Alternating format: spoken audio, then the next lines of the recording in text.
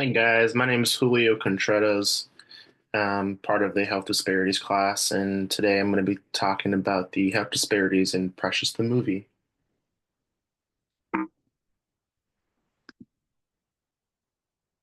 All right, so in this movie, it was directed by Lee Daniels, and it's based on the novel Push by Sapphire. Some of the themes we'll be talking about are mental illness, generational trauma, systemic neglect, um, sexual abuse, poverty, disassociation. There are many disparities that are exemplified in this movie. Some of them are Black women who suffer from depression, poor education, food insecurity, institutional neglect, poor mental health, and racial inequality. One of the quotes that was profound in this movie was, "Sometimes I wish I was dead." All right, so in this movie, it explores like the systemic issues of Black women who suffer abuse and a lack of mental health support. The story takes place in Harlem in the 1980s and follows young Clarice Precious Jones, who lives in extreme poverty and faces unimaginable abuse. She's pregnant from her father. This is her second child, and she's living with an emotionally and physically abusive mother. Despite her best efforts, she is illiterate, she's obese, she lacks connection, and then she is eventually sent to an alternative school, each one teach one. Precious finds her voice after meeting her compassionate teacher who helps her read and write. She begins to encourage herself and feels like she is worthy of love and respect. This film takes us through Precious's painful realities and challenges viewers to confront intersections of race, gender, poverty, and trauma. Through her sexual, emotional, and physical abuse, her trauma, and newly diagnosed HIV status, the film also shows moments of resilience, healing, and genuine connection. It's a true example of what girls like her are faced with every day in a failed system.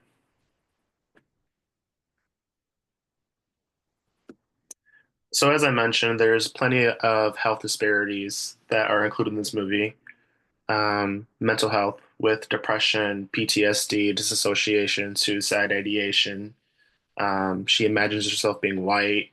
There's a lot of childhood sexual abuse and trauma, incest with her father, repeated emotional, physical, and psychological abuse by her mother. She eventually becomes a teenage pregnant mom. Already has one kid, is one has one on the way. She lacks the education for prenatal care.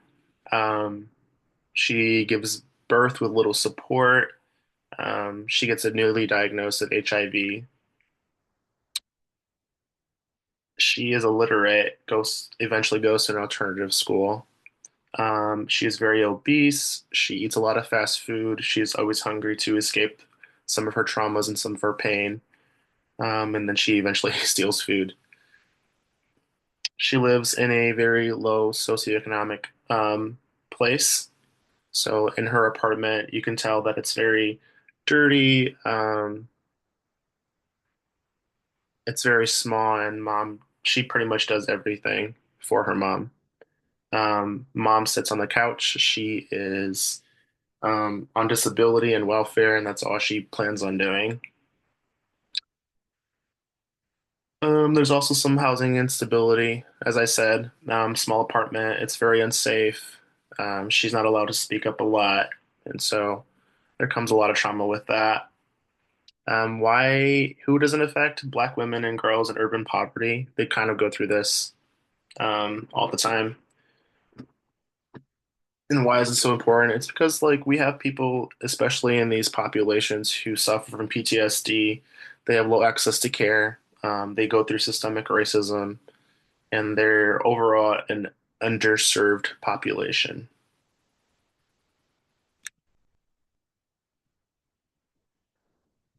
I was going to focus on two of the disparities, which one of them is mental health.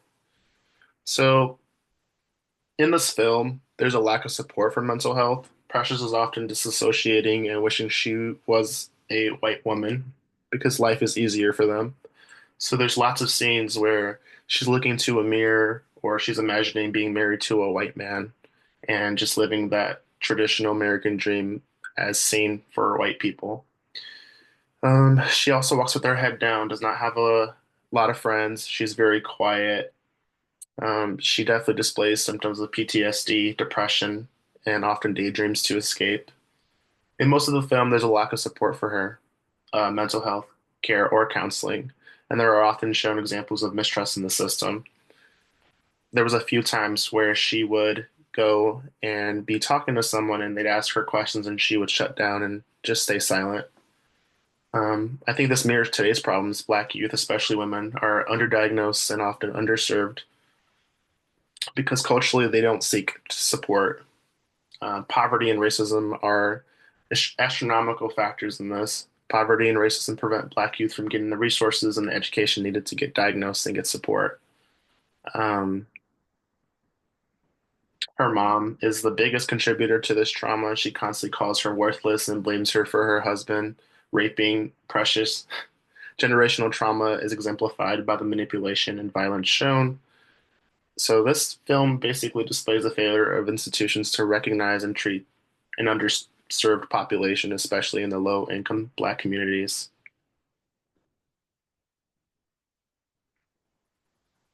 The other disparity that I wanted to talk about was abuse, especially sexual and emotional, and these have physical health consequences. And so, how the film presents these issues, Precious, again, she's pregnant twice before the age of 17 by her father. Um, Due to the unprotected sexual intercourse, she is actually diagnosed with HIV, and she struggles with obesity. I mean, she constantly has to go and find food or the foods that she's eating a lot of fast food or deep fried food, or she's eating large amounts of food. So I think that's her way of trying to escape all of the traumas by eating. Um, this abuse goes unreported for years. Her children eventually I mean, they come out with Down syndrome, and she just receives very minimal medical care. So she's very uneducated on how to go about preventative care and what to do when things arise. Some social factors are silence and secrecy in home.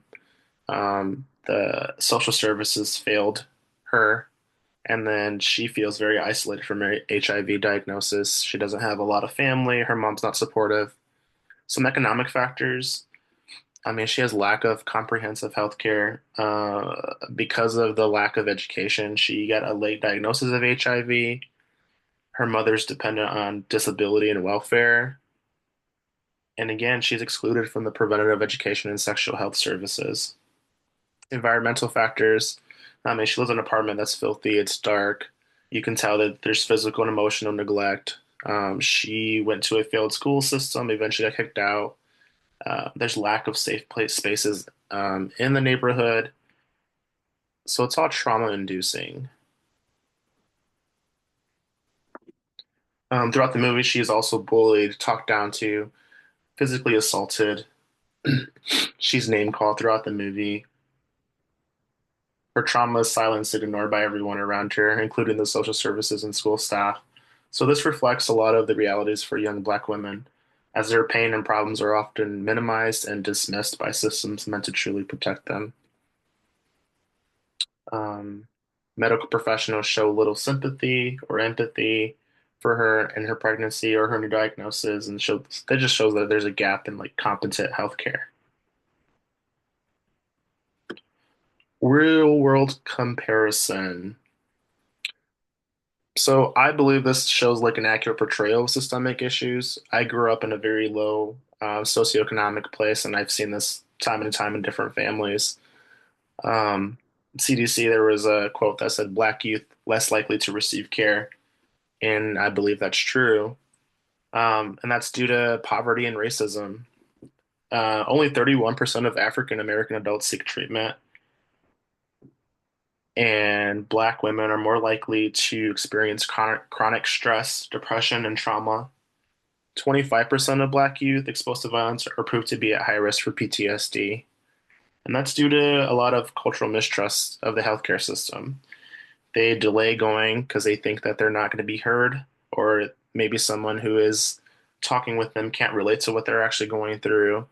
Um, I remember seeing a study saying that there's very few Black professionals in healthcare fields, and so they think that there's they can't relate essentially. Um, as they delay this treatment, they have a lot of pent up feelings, and so they eventually go through. They have an increased risk of suicide. 2007 to 2020, suicide rate rose 144% among Black youth. Um, so again, 1 in 3 African Americans receive mental health services. Um, they think that, with dealing with this abuse, Black children are more likely to be involved in this kind of abuse. Another study showed that Black children, are more likely to be reported to welfare and child protective services, and oftentimes they receive fewer follow-up services. Physical abuse and sexual abuse are among the common issues linked to lifelong health problems like depression, substance abuse, and others. Black youth have high reports of abuse in low-income homes as compared to the national average. Um, in this movie, compared to the real world, you do have a lot of major access barriers, such as low socioeconomic status, reduced access to healthcare, um, no insurance, poverty. As displayed in the movie, I mean, Precious lives in a public housing and she has food insecurity and she depends on food stamps to get by. Eventually, her and her mom get into a fight, so she becomes homeless for a while.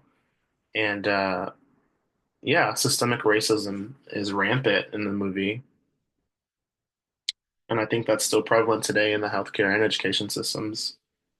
The film also captures the intersectional oppression and how it shapes mental health outcomes, trauma, generational trauma.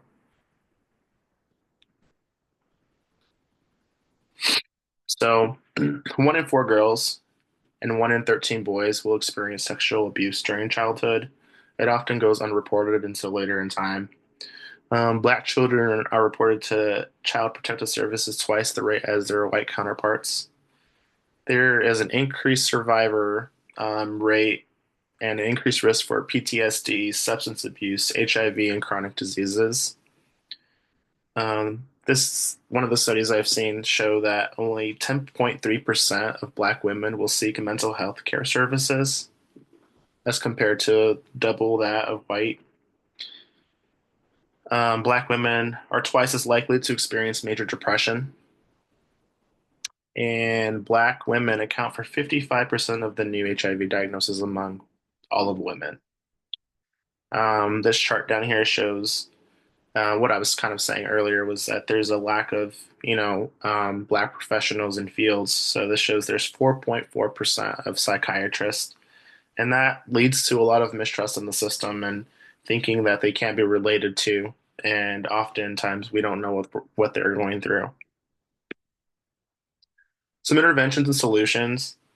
Um, One of the biggest things that I saw was trauma-informed care. So we should be able to start training people to have, um, we should start training people to integrate like understanding of policies, procedures, and practices.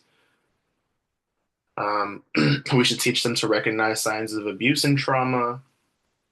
Um, we should avoid trying to re-traumatize them by being respectful and non-judgmental and use proper behavior instead of being loud or asking why or pinpointing issues to them that's only going to further traumatize them. We should also be culturally congruent mental health services. And so we just have to align with the values, beliefs, and experiences of the Black community. So that means increased funding for community health centers led by Black practitioners. Um, as we learned in this class, Black families and Latinx families tend to lean on faith-based and community-based therapy models, and so we should definitely involve churches and other advocacy groups, and we should definitely expand on peer support groups. Um, we should unstigmatize weakness. A lot of people will not go seek help because they think that it's a sign of weakness. So we should launch public campaigns that address this and, showcase Black voices for recovery. Use social media influencers, artists, and maybe some activists to normalize therapy and self-care. Um, Integrate mental health education into like the everyday school curriculum, so that way the newer generations understand that this is an important topic and we should continue to treat it. Um, we should have more access to healthcare. That probably means expanding Medicaid and insurance coverage for lower income families and individuals. Um, we learned about this earlier in the class to fund mobile mental health clinics and telehealth services. There's, especially in the underserved populations, everybody has an iPad, everybody has a cell phone. So if they have access to services like this, they might be more um, inspired or motivated to seek help when needed.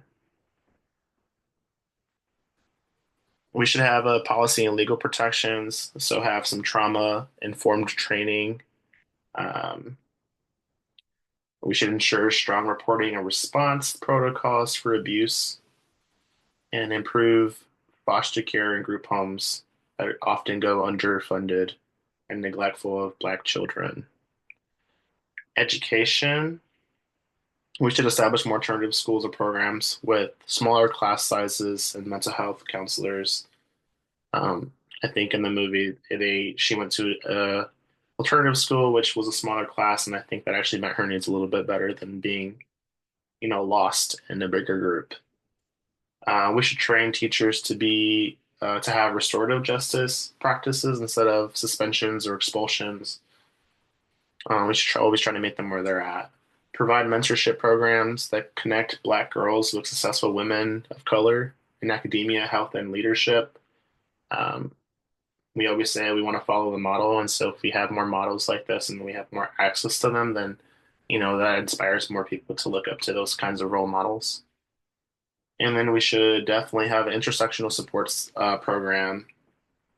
So programs like Black Girls Smile, Loveland Foundation, Sister Afia, that offer therapy, group healing, and financial aid. We should create a reentry and recovery program for young mothers, abuse survivors, or those exiting the juvenile system, especially. Um, yeah, and then these